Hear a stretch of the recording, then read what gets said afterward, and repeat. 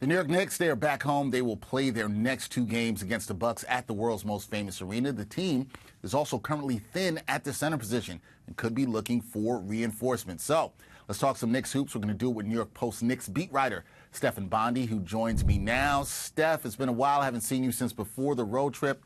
How's everything going?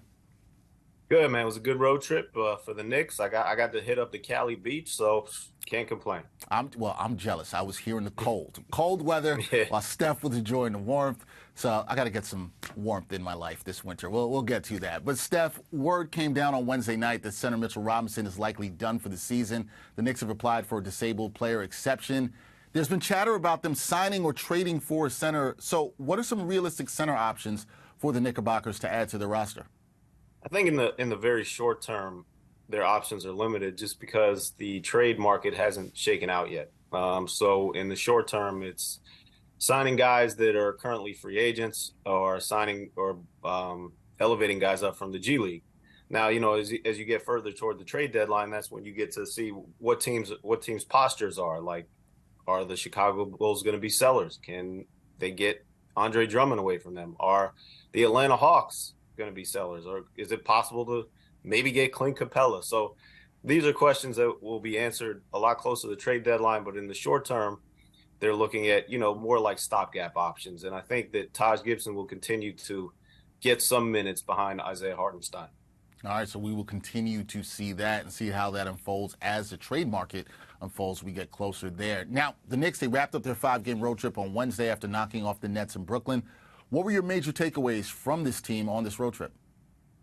Well, I think it was a very successful road trip. I think when it started going into it, it's like, well, this could be very daunting. They could come out of here with only one win or maybe no wins. Maybe they'd come out of there winless. But to be 2-2 on the West and then to beat Brooklyn as handily as they did, I thought it was very encouraging. Some of the takeaways were obviously the center stuff, which is a concern. They're obviously thin there, but beyond that, it's Julius Randle. I mean, the guy has really transformed his game from last season. He's very heavy on three-pointers last season. Now he's playing to his strengths. He's attacking the rim, and his strength, by the way, is his literal strength. He's attacking the rim. He's finishing amazingly when he gets there, and he's really found a way to be efficient. He said before the season it was big for him to improve on his efficiency. That was his goal.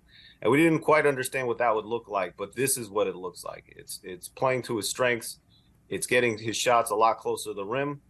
And it's really limiting his three-pointers, which he's a decent three-pointer, but he's not as efficient as he is when he gets to the rim and he scores the way that he's been doing lately. Yeah, he's been very efficient. Looks like he's playing some of the best basketball of his career. Last thing, the Knicks, they battled the Bucks on Saturday at the Garden, then again on Christmas Day.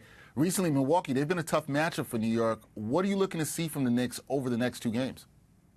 They got to stop the three-pointer. I mean, in those first two matchups against the Bucks, they were destroyed by the Bucks. In the first game, shot over 50%. Second game, they shot over 60%. A lot of those looks were wide open. Now, look, they're a very good shooting team, and they got hot, but a lot of those looks were wide open. So I think the key there is to stop the three-pointers, because that is what destroyed them in those opening two games. If you look at the numbers, they were almost record-breaking. So for me, that's the number one key. And then obviously Giannis Antetokounmpo and Brook Lopez, they are two massive men underneath, and the Knicks are thin at the center position. So what happens if they get in foul trouble? What if they're unable to, stop them the way that Mitchell Robinson had been able to do so with other teams? So I think those are the two big questions heading into the matchup. All right, we will see how that all plays out. Two big games for the Bucks. Knicks 0-2 against Milwaukee this season. That is Stefan Bondy, beat writer for the New York Post. Steph, happy holidays. We talked about this off air. Stay away from those malls, man. Stay away. Yeah, man. Whew. I am. Thank God for Amazon. There you go. All right, thanks, man. Appreciate it. All right, man.